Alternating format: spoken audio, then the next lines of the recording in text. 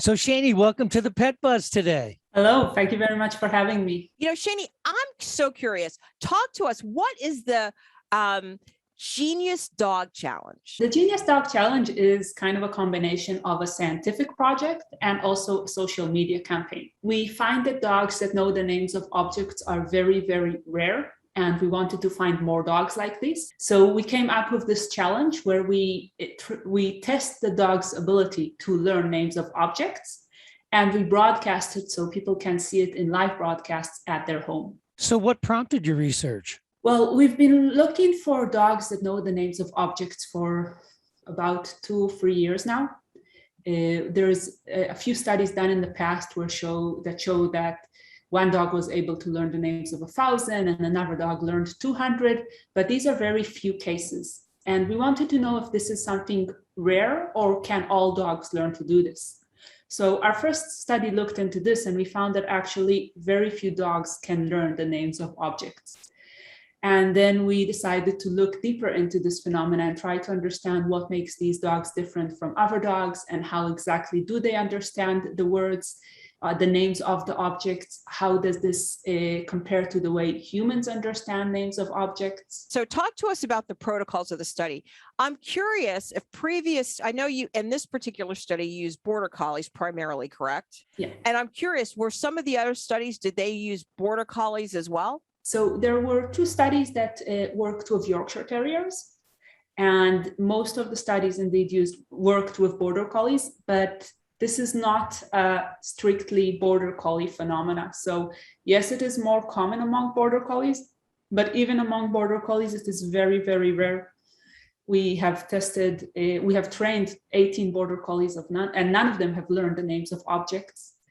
So I would say this is more common among border collies, but not exclusively border collie. And we see it also in a few other breeds. We have one German Shepherd, a Pekingese, a few mixed breeds. So not only border collie. So now talk to us about the protocols of the study. Well, we get a lot of owners calling us and telling us, my dog knows the names of objects. And we're very excited when this happens. And when we start testing the dogs, we notice that actually what the dogs are doing, because dogs are the masters of reading human communication. There are some studies showing that they're way better than chimpanzees and wolves and many other animals. And what the dogs typically do is that when you ask them for something, they read the complete picture, not only what you're saying. So if you have a bowl and a rope in front of you and you're asking your dog to bring the rope, you might be accidentally turning a bit towards the rope, accidentally looking a bit more towards the rope. And the dogs very easily pick up on this. This is called the clever hands effect, where the animal is actually reacting according to what the human is reacting to. So in our studies, what we do is we want to isolate this component.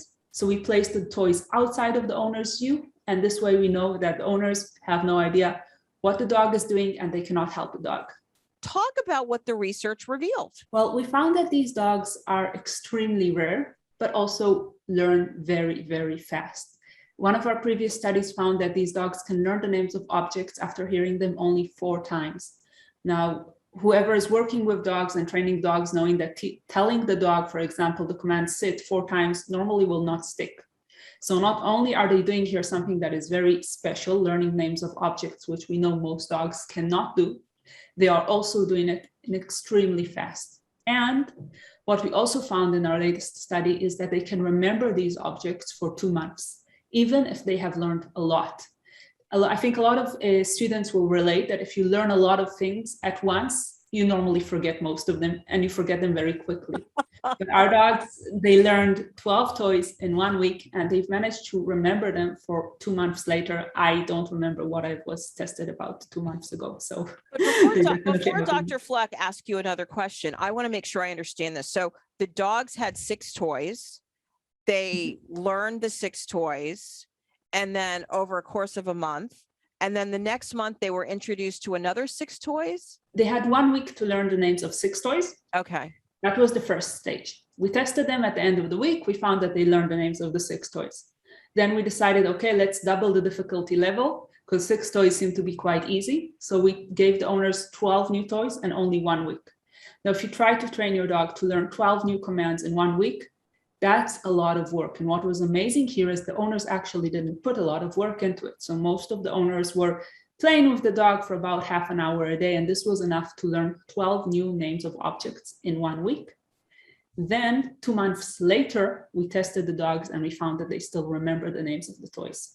And I'm curious, were the toys picked or selected based on the breeds? Because you tended to use more border collies. It was very challenging to pick the toys because some of these dogs have over 100 toys. So, and we have six dogs.